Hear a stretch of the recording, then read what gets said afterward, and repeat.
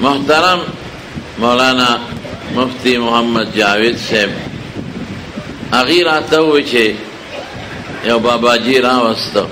ویدازے تا وقف کرد مدرسے لا نوڑا کی تیر شو چې دا بابا جی ډېرو خیال سړی ډېرو خیال دی ځکه دا ځمکې چې د چا دي ټولې دې پاتې دي زمونږ نه وې زمونږ نه مخکې د بل وې د هغوی نه وې د هغې نه مخکې د بل وې د هغې نه مخکې د بل مونږ به تلاړ شو دا به پاتې دا ځمکې او جایداد زمونږ قبر ته وړی شو او نه ځان سره آخرت ته وړی شو دا همدغسې پاتې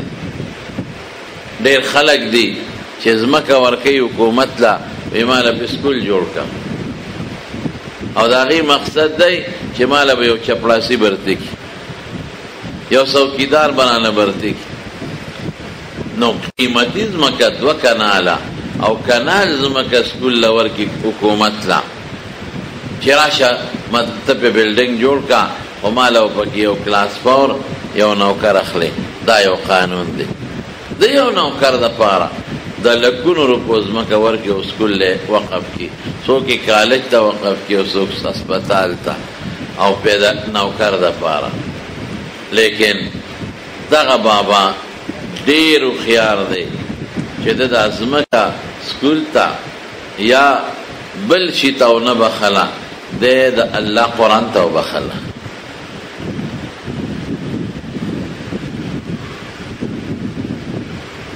صبرو که زه تقریر کوم او ته یې پلان کې د دوا وکړه سړی دوا به کوو وروستو مجلس مه ګډوډوئ دعا به ټولو ته په شریکه کړه سمې وې ټوله خبره دې رانه ګډه وډه کړه ناظم څه شو هلکه دا چیټونه ماله مه راکوئ نو دې بابا جي دا ځمکه وقف کړه قرآن ته یې وقف کړه د الله کتاب ته یې وقف کړه د الله دین ته یې وقف کړه څه دپاره دې دپاره چې د دې ځمکې په بدل کې الله پاک ماله په جنت کې ځمکه راکړي او چې په جنت کې د قرآن خدمت له مې ځمکه وقف کړه بابا جي هوښیار چې د قرآن او د دین دپاره دې ځمکه وقف کړه نو په دې ځمکه به یو وخت کې څاروي سرېدل په دې به فصل کېده سوټې ډیران به پې خلکو د پاسه اچول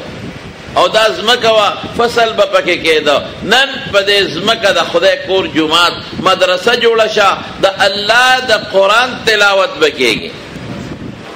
د رسول الله مبارک احادیث به ښودلې کېږي او هغه علوم صرف نحو وغیره چې هغې سره د قرآن او د سنت تعلق دی نن به پکې هغه صرف او نحو هغه علوم ښودلې کېږي ټول وایي الحمدلله نو سکول لکه دې وقف کړی وې نو ستا بچې یا ته پکې کلاس 4 لګېدلی وې چې موږ ورته چپړاسي وایو لیکن چې قرآن ته او دین ته دې مدرسه وقف کړه نو رب العالمین به تا د رسول الله مبارک چپړاسي کې د قیامت په ورځ باندې دا څومره هوښیاره خبره زمارو دا خو ډېره لویه خبره ده جنت ګټل ځمکه ورکول چې زه په جنت وګټم د دې نه قیمتي سوداړو بله شته دی نه د نبی کریم صلی الله علیه وسلم زمانه ده او یو نوجوان هلک راغی مسلمان شو او زمارونو دا به یو قانونو چې کم به داسې نوي مسلمان شو نو حضور پاک مبارک به د هغه ډېر خیال ساته او هغې له به یې پیسې م ورکولې مؤلفة القلوب به یې ورته وې چې دا هلک نوي مسلمان شو چې د ده لږ حوصله افزایي وشي او په د اسلام دې ټینګ پاتې شي یو نوجوان هلک مسلمان شو او راغی حضور پاک مبارک ته کېناست او هغه څه وایي وی د الله رسوله زه خو مسلمان شوم ډېره ښه خبره وی زما دلته یو باغ دی پټۍ مې دی او ستا یو بل ملګری دی یو صحابي دی زما ګاونډي دی نو زما د هغه پوله شریکه ده او پوله هم کږه ده روزانه په دا پوله زمونږ او د هغه جګړه نو ته مهرباني وکړه زمونږ دا پوله نیغه کا او بیا څنګه نیغه کا داسې رانه نیغه که چې د هغه یو څو بوټي دي، یو لس، چې د هغه دا لس بوټي دا مال راکې نو دا پوله به نیغه کړو. څونه عجیبه هوښیار دی.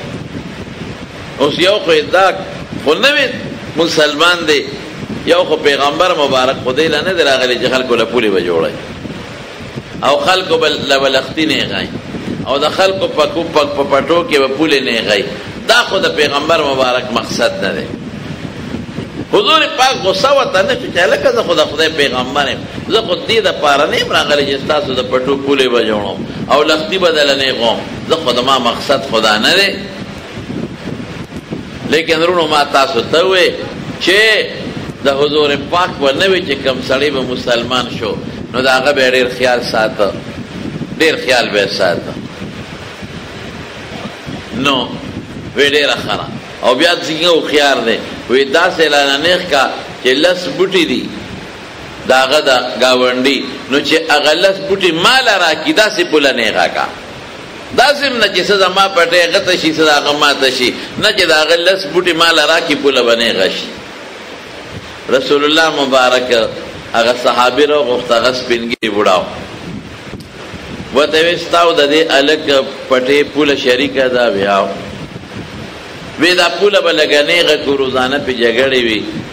خو داسې به نیغه و چې ستا یو لس بوټي دي دا به درته وبخې نو پوله به نیغه کړو. سپینګیرې بوډا صحابي و، هغه وی صاحب لس بوټي وبخم؟ وی او وی اډر راته کې که مشوره راکې؟ وی نه اډر خو نه کوم، حکم خو نه کوم. ولې چې ستا ړني نو په زور خو ستا بوټي دله نشم ورکولی، اډر نه کوم. مشوره دله در کومه، خیر دې ستا ګاونډي رور دی نو ورکوله دا لس بوټي ثواب به دې شي. باباجي څه وایي؟ وی صاحب که حکم کې زما دا ټول پټۍ قربان او که مشوره راکې نو زما نړۍ کېږي نه ورکوم. حضور پاک ورته فرمایل هلکه تصویرونه مو باسه، یاد څه کوئ تاسو؟ جومات کې تصویرونه مو باسه، ګناه ده د خدای بندګانو. اخبار والا دی نو اخبار والا له ګناه جایز ده. هلکه بشیر جانه اخبار والا خو ډېر ښه خلک دي، خو اخبار والا هم ګناه منه ده که نن سبا دا موبایل چې دی ټول زمونږ مولیان طالبان کړسو کړسو جومات ته یو تصویرونه دی. حالانکه رسول الله مبارک فرمایي وی کم انسان چې تصویرونه وباسي لعن الله المصورین، وی چې څوک تصویرونه وباسي خدای دې په لعنت نازل کړي. ټول مولیان پکې اخته دي، ټول طالبان یو تصویر د سره وباسم، یو تصویر جمعات کې بیا ګناه کوي. لعن الله المصورین، چې څوک تصویر وباسي که کیمرې سره یو قبل سره خدای دې په لعنت نازل کړي. موږ له د دنیا خلکو با چې په ځان پیږو یو 50 30 دي. نو زمانونو هغه بوډا بابا وایي چې الله رسوله که حکم یې خو ورکوم که مشورې نو نه میړه کېږي. حضور پاک ورته فرمایي وی ښه ده یو کار وکړه، وی داسې وکړه چې دا لس بوټي والا ورکړه د دې پیسې به درکړو. وی د الله رسوله که حکم کې به پیسو ورکوم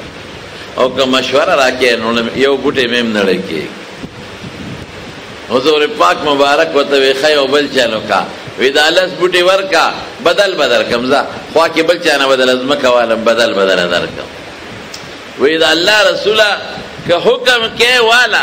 غونډ باغ ستا نه قربان او که مشوره راکې نو نه میړه کېږي. رسول الله مبارک ورته بیا څه فرمایي وی ښه ده یو چل وکړه، وی دا لس بوټي دله ورکړه زه دله ګرنټي در کوم، ضمانت در کوم چې الله به جنت کې محل درکړي. هڅه وایي او د الله رسوله زه ستا ملګری مونځ در سره کوم، جهادونه مې در سره کړي دي، روجي نیسم، نو جنت باسم ماله خدای راکوي، ولې لس بوټي ورکړم؟ صحابو له به خدای جنت نه ورکوي؟ وایه که نه ورکوي به، باسم جنت ماله خدای راکوي. نو که حکم کې خو ورکوم او که مشوره راکوي که نه نو نه ورکوم. بوډاګانو سره به ګزاره کوي که نه یو بوډا ډاکټر لته چې ډاکټر لاله نو ډاکټر خسړوي ډاکټر صاحب وې دا کونډه مې خوږي نو ډاکټر صاحب هغه سړی ته وی پیس وته واپس کا ای بابا جی خیر دی دا د بوډاوالي اثر دی بنده چې بوډا شي خامخا کونډه خوږي ولې دا نه پیس والم او بې ځای دارو درته ولیکم وی ډاکټر صاحب وی आवाज هم داسې پورا نه اورم وی خیر دی بابا جی دا د بوډاوالي اثر دی چې سړی بوډا شي نو بیا خبره پورا نه اوري وی ډاکټر صاحب وی سترګو نظر مې لږ کمزور دی وی بابا جی دام د بوډاوالي اثر دی سړی چې بوډا شي خپې خوږېږي غوږونه کمزوري شي او سترګو نظر هم کمزوري شي وی چې په لاره ځم سر مې چکر هم وی ډاکټر صاحب وی دام د بوډاوالي اثر دی نو بس بابا ورته غوسه شو وی تا دا دوربین ته لغاړه کې اچولی او دا په غټ بورډ دی لګولی چې پلان کې ډاکټر او سپیشلیست او پلان کې خو چې سوی هم د بوډاګانې اثر بوډاوالي اثر دکان دې بند کړه دکان دې څه لا کولاو کړی دی ډاکټر ورته وی دا غوسه دې وکړه که نه دم د بوډاوالي اثر سړی چې بوډا چې چغې وی غوسې وباسه نو بوډاګانو سره به رسول الله صلی الله علیه وسلم ډېره زیاته ګزاره کوه قسم دی حضور پاک له خدای پاک دومره ښکلې خوی ورکړی و چې زه تاسو ته نشم ویلی په لاره د سپینګیرې نه به مخکې نه ته حالانکې شان یې څومره لوی دی خو سپینګیرې سړی چې به نو رسول الله مبارک به تې په لاره مخکې نه ته د هغه عزت او احترام به کوو موږ د الله د رسول غلامان یو امتیان یو مونږ به هم ځان کې هغه خوی او اخلاق پیدا کوو کوم چې د محمد مصطفی صلی الله علیه وسلم ټول وایي انشاءالله شوق سره وایي انشاءالله نور شوق سره وایي انشاءالله نو هغه خوند ونه که نو بس رسول الله مبارک مسکی شو مجلس ختم شو یو بل صحابي راغی وی دا الله رسوله وی که زه په طریقه باندې د دې بوډا بابا نه دا لس بوټي راوالو په جایزه طریقه او دا پوله نیغه کم نو ماله به خدای جنت کې محل راکړي نبی کریم صلی الله علیه وسلم لږ غوندې سر ښکته که د وحی انتظار یې کو او بیا فرمایل وی بالکل ټیک ده که تام د دې دواړو دا د پولي جنگ ختم کو د ده نه دې دا لس بوټي په جایزه طریقه واخیستل دی بل له دې ورکړل تالم ضمانت در کوم رب العالمین به جنت کې محل درکوي اوس دا درېمګړی صحابي چې راغی قبا ورته وی عوالي د مدینې منورې نه بار اوچته علاقه نه هغې کې د 300 د کجورو باغ و 300 بوټي وپکې 300 بوټي ډېر شی دی 300 بوټي او صاحب من داسې باغ نو چمن هم پکې و سبزي به هم پکې کېده نه او خشته ښکلې رڼۍ اوبه هم وې پکې او په باغ کې دننه د دې صحابي کور هم و هغوی به د باغ نه دیوال تاوه خو اوس هم مدینه منوره کې د ډېرو باغونو نه دیوالونه تو شوي او دننه او پکې ښځه بچي مو سیده 300 بوټي باغ ډېر لوی شی دی دی لاړ او هغه بوډا صحابي ته دروازه ووهله اوله راووته وی ما پیژنې وی نه زه د قبا یم او فلانکي مې نوم دی نو دا زمیندار یو بل پیژنې وی ښه هلکه هغه د کجورو د 300 بوټو باغ ستا دی وی او یاره ما خو ډېر صفت اورېدلی دی وی او زما دی ما ډېره خواري ورسره کړې ده هغې کې هر قسمه کجوره شته عجوه شوه سیحاني شوه برني شوه د کجورو بالا قسمونه دي سکري هم ورته وایي ډېر نومونه یې د کجورو عربي هم ورته وایي نن سبا مبروم او مشروق دا نومونه پکې راووتل نو دا د قسمه قسم بوټي مې پکې لګولې دي انګور هم دي پکې اوبه هم خشته دي چمن هم دی او کور هم دی او 300 بوټي دا خو هلکه ستا د باغ ما صفت اورېدلی دی ما وی زه به څه وخت درځم چې ستا دا باغ وګورم څنګه راغلی وی تا سره یو سودا کومه د سپینګیرې او د مشر صحابي ته وایي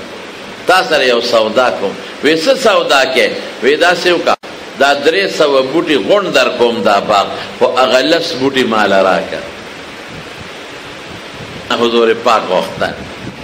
دی ورته وی هلکه سوچ وکړه دا خبره څنګه وکړه 300 بوټي د 10 بوټو په عوض کې مال راکې وی غونډې درکو وی صلاح دې کړې د ښځې سره بچو سره وی ته به صلاح پرېږده ته راته ښه وکړه دا 10 بوټي راکړه که هم د نه حضور پاک وغوښتل او زما دا 300 بوټي باغ هر څه چمن ټول ستا کور هم ستا هغه وی دا خو ډېره زبردسته سودا ده چې د 300 بوټو اخلې او 10 ورکې او کم بوټي کم باغ چې هر قسمه پکې کامیاب بوټي د میوې ډک وی وشوه سودا چې سودا څنګه وشوه نو دی لاړ کور ته دا صحابي دا د چا چې 300 بوټو باغ دی او چې څنګه ورغې کور یې ښځې ته دروازه د باغ وډبوله ای ښځې راوځه دا باغ مې خرڅ که سامان رو باسا بچی دیم رو باسا الا شابه باغ میں خرص کو خود چی وریدل خود خپا شو پا دانی راکی خودن او جلان گوله شروع کلا دا دی سوکلن زمان خودلستلی شو زمان گو دا بچو دی باغ سرا ذکر خدم التباخ کدن خدمت کئی بوٹی توبا چول شاخ تراشی کول او د بوټي خصمانه کول 300 بوټي خدمت مې وکړه د انګورو او د انورو مو کو کامیاب شو نو سړیا چې کامیاب شو نو د اخلاص کړه په چا دې خرڅ کو ما سره صلاح نه کې او بوټي خرڅه خاون وته وی خدای داسې سودا مې کړې ده چې کتا وره د ډیره به خوشاله شي ناشنا سودا مې کړې ده خدای ارس چې دې کړې دي خو ما سره غسلا کړې و وی تا صلاح تاجت نو کمې ده ته وی ته به صلاح خوشاله شي اسړې پچا دې خرڅ کو ته قرادن نشکنه وی نو اوس خدا باغ زمانه دې نه دردن نه کېږي شابه خزه بچی دې رو باسا د بچیو مال دې رو باسا خزه غریبه پریشان په جړه سر ماشومان رو وستل د باغ نه او د غیب وس سامانو یو می چنیم بوا منګي بو کوزکی وغیرہ اغیرہ وستل سره د بچو بار رو وست برقه په سر وای خسړیا باغ دې پچا خرڅ کو دا بچی اوس کم دیتا بوزم دا چته بوزم وی خدای باغ مې د دنیا په باغ نه خرڅ کړي د جنت په محل مې خرڅ کړي سودا مې د رسول الله مبارک په خله کړي مونږ له خدای په جنت کې باغ را کوي او محل ورا کوي دا مې پاغي ورکو خو چې دی وریدل نو خزه نیغه ودرېده خدم د دې زمانه د خزو په صفت نه و د رسول الله مبارک صحابیه ده او قسم در صحابونو بهترین مخلوق بل څوک نشته د انبیاءونه پس خدا جنت په باغ او د جنت باغ به خدای راکړي د جنت محل به راکړي پاغې مې دا باغ ورکو او اخذ نو خزه سوی ویډیر د خ کړي دي سړیا ک په جون کې د قیمتي سودا کړي د نوم دغه دې کړي دا زب پردي کور جارو کوم همسایتوب بکوم پردي کور کې به بچي وسوب او چې خدای مو تعالی جنت راکړي راغ نبی کریم صلی الله علیه وسلم تا وی دا الله رسول غلس بوټي مې دا صحابینا واغشتل خا او اوس کپوله نه غوي نو نه غه کې ما وتلس سودا کړی دا او هغه خپل د 300 بوټو غون باغ سره د کوره مې پکې ور کړی رسول الله مبارک غته دونه چې بچی دی خوار کړی دی وته نه چې نیم باغ به ور کړیو ځکه اوس وعده کړی و دی وته نه چې شل بوټي به ور کړیو دیرش به ور کړیو بلکې حضور پاک مبارک فرمایل اے مرګری زما دې په هغه ذات قسمی والذی نفسی بيده چې زما ساده چا پلاس کړه د قیامت پر د خدای په دربار کې وتعالى شهادت کوم چې الله زما په خلد د باغ ور کړی دی او الله دل په جنت کې لوی محل او لوی باغ ورکړه او خیال سړی خدای ته بابا جی زمکا ورکړه او بیا راته مولانا جاوید صاحب وې چې دلته هم په دې کلي په دې علاقه کې یو څو ملګري دي چې هغوی وي زمونږ نوم به نه اخلي هغوی په آبادۍ کې ډېر مضبوط تعاون را سره ډېر مضبوط تعاون او نور به مو را سره کوم نو دا مو خیاران دي ما یو ځل زمونږ جومات کې لږ ځای پکارو یو گاونډیو د جومات هغه پسې لاړم مې د جومات ته لږ ځای راکړه هغه وی ښه چې زه څنګه مې کله باباجي راځي وی په پلان کې تک چې کله وی مې به جمعې پر سار راشي هغه داسې میاره کې اوسېده. جمعې پر سر راغی، ما ته وایي څونه ځای په کار دی؟ نو ما ورته کرخه راښکا، مې دا په کار دی چې زمونږ دا دیوال نیغ شي. داسې ما وی ګنې باباجي خفه شو، دا لاسې داسې کړې، کونټه یې داسې کړه، ایله بیله خدای له ورکوم او دونه پوټې نه، خدای له ورکوم دومره پوټې نه، او کونټه واغشتا او داسې وی دا چې څومره د کونټه شابه ما ته وایه الله سره سودا کوم نو الله له لږ شي نه ورکوم، ډېر شي ورکوم. مې باباجي نه بس زما چې څونه پکار دومره را لره، وی ستا خوښه ده خو زه خو ویم چې خدای له ښه شی ورکول پکار او ډېر ورکول پکار. رسول الله صلی الله علیه وسلم فرمایي وی چې څوک صدقه ورکوي که نه نو د انسان د لاس نه مخکې د الله لاس ته رسېږي. د الله زمونږ په شان لاسونه نشته لکه زمونږ چې څنګه لاسونه دي. دا د متشابهاتو نه دا خبره، وړومبې د خدای لاس ته رسي نو وروستو بیا د بنده لاس ته وررسېږي. نو خدای له چې سړی شی ورکوي رښتیا ووایه نو لږ به ورکوي که ډېر به ورکوي چې د خدای شان مناسب. یو سړی دلته راغی او فقیر مسکین دی او سوال کوي، نو خلک ورته وګوري چې دا یاره خو یو مسکین دی، یو 10 روپۍ ورکوي. یو بل سړی دی چې هغه لږ ښه ځوان دی او زلمی دی او محتاجه دی، زما ګردو تکلیف دی، ما سره تعاون، نو خلک وایي راشي یو 1000 روپۍ ورسره. او ستا یو ګاونډي راغی چې هغه ستا رشته دار هم دی، دوست هم دی، او یاره ډېر قرضدار یم تعاون وکړه، نو خلک ډېر ورسره کوي. سړي ته خلک ګوري. نو الله له چې شی ورکوي لږ به ورکوي که ډېر، او ښه به ورکوي که خراب، اشته شی به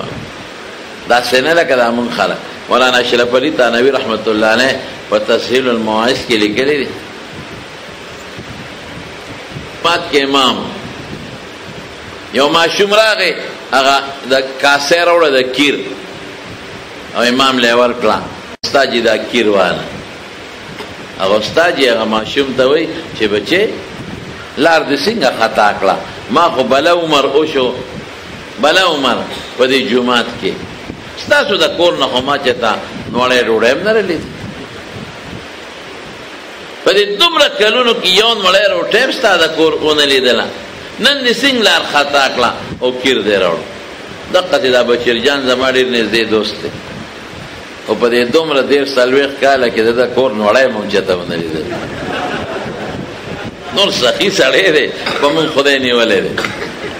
په مونږ خدای نیولی. یاره یو ځل خطا شوی ډوډۍ کړې وه،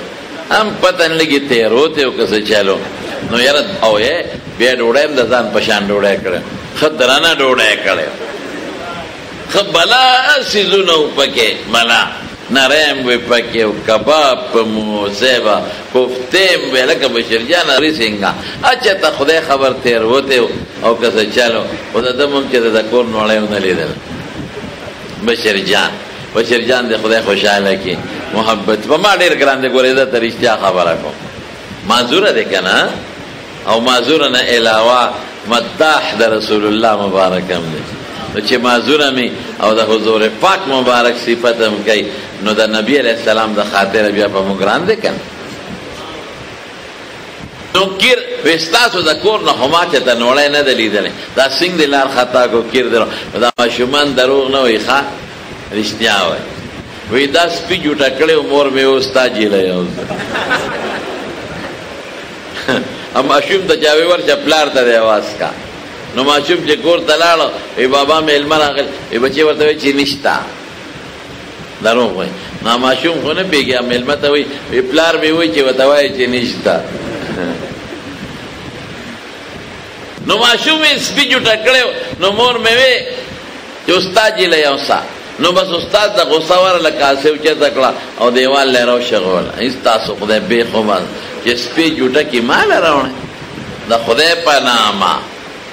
د خدای په نامه سپي جوټه کړه. زره د سپي ښکا مچ به هلک چغې کړې، وایي زما کاسه دې ماته کړه او زما کاسه دې ماته کړه. هغه استاد وی دا څه په غم موړېدل، اوس به ټول د محلې خلک راغونډ شي، وایي بچې ته ماشوم مې د وړو کاسه ماته، بچې جاړه ما بله کاسه پیسې به در کم ځان له واله، څه چغې دې جوړې کړي دي کاسه کې څه چلو، څه د مکې نه چا راوړې وسه. وی نه دې کاسه کې د پیشوګانو ته ډوډۍ ماتوم. نو مولانا اشرف علي تھانوي رحمت الله علیه لیکلي هغه وی کیر بھی قیمتی اور کاسا بھی قیمتی، کیرم قیمتی و کاسم استاد جلیا اوس خشي ورکو د خدای پانو الله پانو کل شی ورکو. لن تنالوا البر حتى تنفقوا ما تحبون، چې کوم د خوخي غ الله لا ورکا.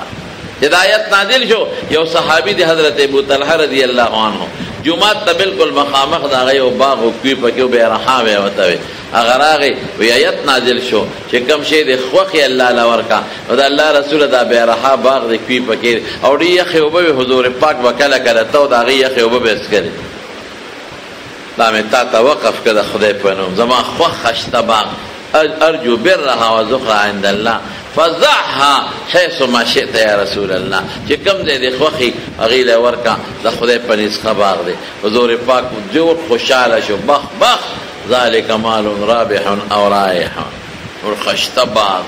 دی صدقه ډیره فایده بدل درکې. وې زما ستا خبره اوریدا خپل فقیرانو رشتہ دارانو له ورک نو خدای له چې ورکه نو سبا ورکه شابه وای کنه خشه سوادې درې ډوړې د استاد جی لایوس سپی جوټه کړې د استاد جی لایوس حکم چې د ګونډي غنم دی چې ستانه زیاتی دی ابوجا کې واچه استاد جی لایوس اځ کوم ښه ټماټر دی ورته د خدای په نامه ورکا خشه ورکا شومتوب مکاوه صدقه کوي او پیسې په جمعات لګوي په مدرسو لګوي. قسم دې خوش قسمت لري خلک چې دا چا پیسې د الله په کورو لګي. مسجد نبوي مبارک چې کله حضور پاک مبارک مدینه منوره ته هجرت وکړ او دا چې کوم د مسجد نبوي جمعات ته نو دا پیغمبر مبارک دا یو څو ماشومانو نو حضور پاک مبارک ته دا په بیان واغښت پیسې چا ورکړي لس اشرفه لس دینارا حضرت ابو بکر د خپل جیب د واغشته اوله کړي رضی الله عنه. خو خيار حضرت ابو بکر صدیق رضی الله عنه اوس هغه جمعات کې چې منځ کې یو پزر او یو روایت یو په 50,000 په کروڑونو خلق پکې منځونه کوي پیربونو چې څومره ثواب د هغه چا کېږي چې په دې کې منځ کوي د هغې برابر ثواب به د حضرت ابوبکر صدیق رضی الله عنه. دا خوشحالي نه ده؟ نو زمارونو سخیان شی سخیان پیسو له غوټې مه ورکوئ او د خدای په دینو لګوئ په مدرسو لګوئ او په جوماتو لګوئ. یاره یو خبره درته کوم دا سخاوت نسبی غوندې شی بوی کله کله پلار سخیو نو بچی هم سخیو او چې چا پلار شومې نو اکثر بچی هم شومان. یو فقیر سړی په لاره تېرېده یو خیمه لګېدلې وه اواز یې وکړه اوږې م ډوډۍ راوړی اوږې م ډوډۍ راوړی نو هغه ښځې روټۍ راواغېسته او کاسه کې ترکاري واچوله. خاونو دوی څه کوي وی دې فقیر لا ورکوم کېده وی فقیر لا ورکوم د پلار د کوره دی راوړی بیخ پې زمونږ ووته فقیر وی ظالمه د خدای نوم یې راته واغې چې د الله په نامه وی په قلار کښېنه زه دې خپله مزدوري دی کوي نه ورکوم کېره دلته ښځې غریبې وی فقیر ته وی زه څوک هم زه خو یې در کوم خو دا سپیری نه در دا شوم پاړه. فقیر غلی غوندې غریب روان شو مخامخ هلته چې په لاره ته یو بله خیمه لګېدلې د خانه بدوش خلک دی په دې دا خیمې لګې هلته یې اواز وکړو وږې د خدای په نامه هغه سړی دی اوس سړي زر زر ښځې ته وایي اله ښځې پلیټ کې ترکاري واچوه روټۍ او دې فقیر له ورکه ښځه ورته څه وایي ځه فقیر له ورکه بیخ پې زمونږ ووته سړی وایي دا خو ما ګټلې ده وایي تا ګټلې ما پخ کړې ده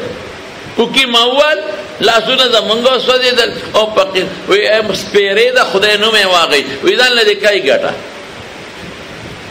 فقیر په خلط خلط په خندا شو سړی ته وی ولې خاندې نو وی خاندم په دې چې خبره مې لوړې ولیده هلته ښځه سخي وه او خاوند یې شوبونې راکوله دلته کې ته سخیې ښځه شومه ده نه راکوي. نو په دې حیران شومه. نا سړی ورته وي خاندمه وی هغه هلته چې خیمه کې ناسته را زما خور ده. هله چا خور ده؟ او دا سپیره ده هغه سپیره خور ده. هم شوم دی دا هم هغسې شومه ده او زم سخیم زما خور په هغه واده نه ده هغه خور په ما نو هغه هم سخي ده. نو بعضې وخت کې دا سخاوت او شومتوب دا نسبي وي نسبي خو د خدای په دین کې به شومتوب نه کوي بالکل به نه کوي. رسول الله مبارک په دریو څیزونو قسم خوړلی دی په ترمذي جلد ثاني کې حدیث. په دریو کې یو دا دی چې صدقې سره به مال کمیږي نه زیاتېږي به. موږ وایو صدقه ورکه مال به دې کم شي او پیغمبر مبارک فرمایي زما